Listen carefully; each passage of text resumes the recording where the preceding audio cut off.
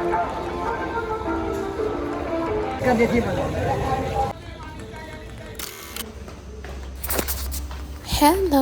welcome back to my YouTube channel. ඔගොල්ලෝ දැන්ටවත් දන්නවා අද අපි කොහෙද යන්නේ කියලා. අපි මේ ගමන ප්ලෑන් කරේ හදිස්සියම. දවල් අපිට යන්න ඕන කියලා හිතුණා. ඊට පස්සේ අපි හවස යමු කියලා තීරණය කරා. ඉතින් අපි පොඩි මේකප් එකක් දාගත්තා. මේකප් එකක් මන් නෙමෙයි නිකන් ෆවුන්ඩේෂන් ටිකක් දාගත්තා. නිකන් යන්නත් බෑනේ. මන් දැක්ක වීඩියෝ එක තියෙනවා ගොඩාක් කලාකරුවන්ට මේ වලේ ඩ්‍රාම එකක් හරි ඒගොල්ලෝ ඉදිරිපත් කිරීමක් හරි කරන එක ඒගොල්ලන්ට තියෙන ලොකු හීනයක් කියලා. ඒ කියන්නේ ඒගොල්ලෝ ඉන්නේ ගොඩාක් වටින දෙයක් විදිහට සලකනවා. හැමෝම කියන මේ ලස්සන මේ විදිහටම ලස්සනයිද කියලා බලන්න තමයි අපි අද යන්නේ. ඉතින් ඔයගොල්ලෝ දෙන්න අපිත් එක්ක කොහොමද අද මේ වැඩේ වෙන්නේ කියලා බලන්න. දැන් අපි දෙන්නම ලෑස්ති වෙලා ඉවරයි. යන්න තමයි තියෙන්නේ. ඔන්න මෙහෙම තමයි අන්තිමට ලෑස්ති වෙලා ඉවරයි. තරම ඉච්ච ලොකු දෙයක් නෑ. අපි මේ ළඟකට යන්නේ. වල තියෙන අපි හොස්ටල් එකේ ඉඳන් ටික දුරයි. I am so excited. අපි දැන් යන්නයි හදන්නේ.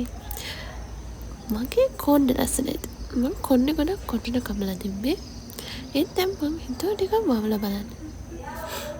ඔන්න දැන් අපි දැස්ති යන්න තමයි තියෙන්නේ. හැබැයි හොස්ටල් එකෙන් හවස යනවා නම් අපි ලේට් පාස් එකක් දාන්න ඕනේ. ඔව් දැන් ඉතින් අපි ආව ලේට් පාස් එකක් දාන්න. ලේට් පාස් එක දාලා යන්න තමයි හදන්නේ. ඔයාලට මම කිව්වේ නෑනේ මේකේ මොකද්ද වෙන්නේ කියලා. සාහිත්‍ය වලට සමගාමීව වලේ සතියක් පුරාවට ඩ්‍රාමාස් පෙන්නනවා. ඉතින් ඒ දවස් වලින් එකක තමා අපි ගියේ මේ ඩ්‍රාමා එක බලන්න. අපි පයින් තමයි ආවේ. හොස්ටල් එකේ ඉඳන් ටික දුරයි වලගාවට තියෙන්නේ. ගොඩක් කට්ටිය ඇවිල්ලා හිටියා. අපි කැම්පස් එකේ අයටත් වඩා පිට කට්ටිය ගොඩක් හිටියා.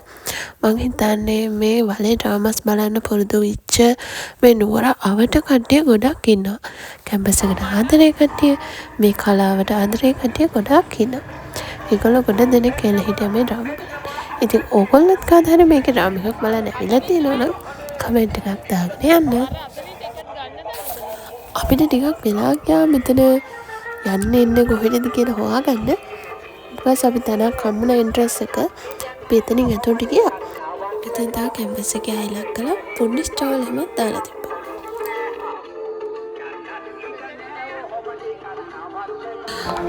ඔන්න දැන් අපි එනකොටත් කට්ටිය ඇහිලා ඉඳගෙන හිටියේ. අපිත් ඉතින් ගිහින් තැනකින් ඉඳලා ගත්තා. ඊට පස්සේ අපිට කන්න මොන හරි ගන්න කියලා ආවා.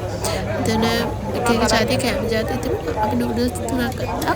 ඊට පස්සේ අනේ පොඩි වැස්සක් ආවා. අපි කට්ටිය හරියට බය වෙලා හිටියේ වැස්ස හින්දා අපිට ඩ්‍රාමා එක බලා ගන්න බැරි වෙයි කියලා.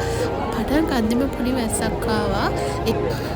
ඔන්න දැන් ඩ්‍රාමා එක පටන් ගන්නයි යන්නේ.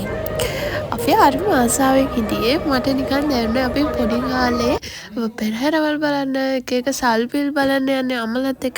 අන්න ඒ වගේ තමයි මෙතන හරිම මට දැනෙච්ච ෆීලින් එක කියන්න බෑ. මම හිතන්නේ ෆස්ට් ටයිම් හින්දා වෙන්නේ නැති. ඔන්න දැන් පටන් ගන්න හදන්නේ. ඩ්‍රාමා එක බලන පස්සේ මට හිතුණ දෙයක් තමයි ඒ ඩ්‍රාමාස් ගොඩ ෆනි, වගේම ඉමෝෂනල් ඒ වගේම බලන කට්ටියට සමාජයට ලොකු පණිවිඩයක් දෙන්න හදනවා කියන එක. ඒ වගේම ඔයගොල්ලෝ තව අහලා තියෙනවද මේ වල ගැන තියෙන ස්පෙෂල් කතාවක්? ඒ කියන්නේ මේ ඩ්‍රාමාස් වල බලන්න දැන් අපි වලේ ඉඳ ගන්නවානේ. ඒ ඉඳ ගන්න හැම තැනකටම ඉස්සරහට, පිටිපස්සට, මැද්දට ඒ හැම තැනකටම මේ ඩ්‍රාමා එකේ සවුන්ඩ් එක හෙන්නේ එකම විදිහට කියලා. මමත් ඒක අහලා තිබ්බනේ. මම ඒක බලලා නැහැ, try කළා. මොකද මම තාම පළවෙනි පාර්ට් එකේ මමත් හිතනවා අනිවාර්යයෙන්ම ඊළඟ පාර ගිහලා මේක try කරලා බලන්න ඕනේ ඇත්තද කියලා.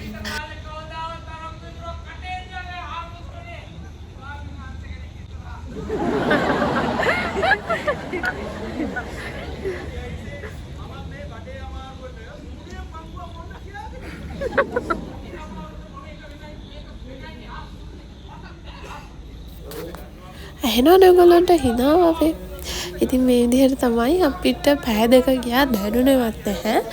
ඇත්තටම හරිම ලස්සනයි. මෙන්න මේ රාමයකට තමයි අපි වැඩිපුර ආස වුණේ.